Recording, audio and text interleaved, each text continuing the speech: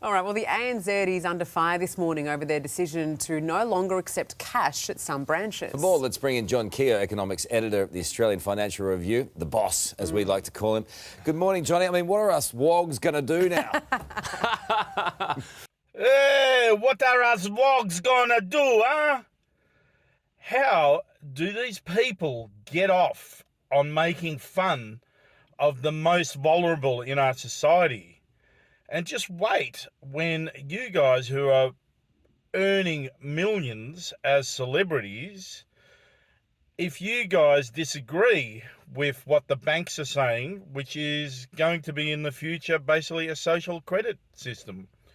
So you might disagree with something that the government or the bank is saying, and then bang, your account is closed. How are we going to put our money under the mattress anymore, Carl? This is interesting, isn't it? And then you're laughing at people for, oh, they're hiding it under the mattress. That's going to be a thing of the past as well.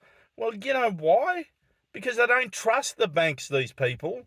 These elderly people that are having a hard time circumnavigating the internet or anything digital, electronic. And you're making fun of them. Well, guess what? Well, not guess what. Just recently, the banks in America, about 10 of them fucking went bankrupt. Because ANZ, some of their branches are now not going to be doing over-the-counter transactions for cash, such as, withdrawals and deposits. Instead, they're going to be switching to these what's known as smart ATMs, where you can do all the fancy business with those. But obviously, for some customers, older customers, this may present a bit of a challenge. ANZ says there'll still be people in the branch to help customers use these new smart ATMs. But look, I think this is more broadly a window into the future of banking, because cash transactions are declining. We're going to see more of this across banks in the years ahead. Bit more crypto out there? Oh, don't know if I'd be getting on the crypto right now. It's had a bit of a bounce back, Carl, but still a very risky investment for mine. And I love it how this financial advisor just puts down crypto. Crypto, not such a good investment. That just makes me want to buy crypto again, because isn't that the same fucking thing? Now the bank, there's no real money anymore. Now the bank is basically doing their own crypto. It's all in the fucking air, all in the fucking cloud, all on their computers. It's fucking crypto, but just crypto for the fucking banks. And you are making fun of this whole situation. Here's another thing. Someone just contacted me.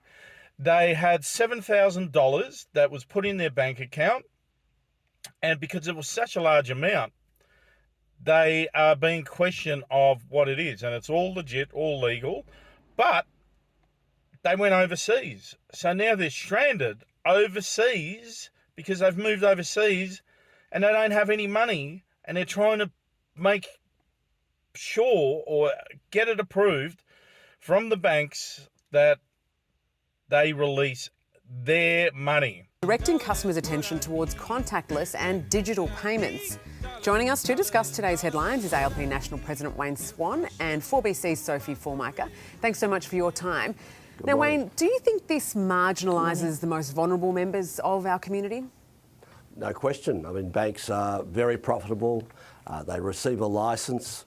They have basic obligations to their customers, and some customers need to have cash. There are large parts of Australia now, particularly in rural Australia, where people don't have bank branches and all they have is an ATM. And I think somewhere there's going to have to be a line in the sand about the very basic services that banks should be providing, particularly for vulnerable customers. It's an interesting one, isn't it? Because perhaps it's sort of jumping the gun a little bit. Maybe it's coming in too soon. I mean, Sophie, I, for one, I don't really carry cash. Everything's digital. It's on your phone, it's on your watch. You just tap and go these days. But it's not for everyone. Yeah. No, absolutely, and I think you're spot on. I think that it's just moving too quickly. We're not keeping up with the changes that's being forced upon us. And it's not just the banks. It's only just this week that I've heard from listeners who've said they've tried to buy a donut, in the service station or pay for petrol, and they've been denied the opportunity to use cash to do it. And I think that it just means that we need to make sure that we keep up with the changes that's going to happen. And I've noticed that a couple of the other big banks have sort of sat on the fence and not said one way or another how they're going to tackle this now that the ANZ's come out first. I think we're going to see more of it, Sarah. We're being forced to not use cash, and we know also the value of what that data means. I don't think that we can forget that the real wealth here comes from everybody being able to go and tap and swipe, and then that data being collected so they know exactly where we're spending every dollar and what we're spending that dollar on, what that means for us moving forward as a society. I do, as Wayne said, feel really strongly for the vulnerable people in our community, and we hear from them all the time on the show. They're just not ready for it. Yeah, what are they saying to you, Sophie? How will they cope with this change? Yeah, they're just saying that they don't get the technology. They're not using the technology the way that many younger people are. And not only are they not using it, but to be quite frank, they don't want to use it. They also have a vulnerability around understanding what's going on in the world of, data breaches and hacking. And if we had a problem that meant that EFTPOS went down everywhere for an extended period of time and there's no other way to pay for anything, what does that look like? Absolutely, and even if your phone dies, your phone battery dies, and then you can't pay for, the groceries or something. So it's kind of a bit tricky when we navigate this new online world, that's for sure. Wayne, you were going to say something? Oh, look, I think there has to be a line drawn in the sand here somewhere. There has to be services for the most vulnerable. Yeah. And we're seeing this with supermarkets as well. Our local supermarket is talking about getting rid of their cashiers, if you like. And that's going to be a problem for some people as well. But at least, unlike the banks, they don't have a licence and a privileged position. Another one, a couple just contacted me, elderly couple, they're retired, and the bank said to them, you can't have your $150,000 at once, which they need, and they have to come and get it $5,000 at a time. They can get it every day, $5,000 at a time. So they've got to travel every day, which is going to take an hour and a half for them, whatever, every day for the next 30 days to get their $150,000 out.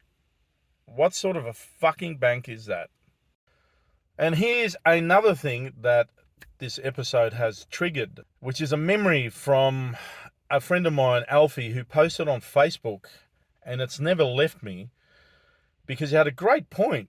If you're a grandparent and you want to give your grandkids a little bit of money on Easter or Christmas or their birthday, and you want to slip that $20, $50 note, $10 note in your grandkids' card that you're giving them, you're not going to be able to do that anymore.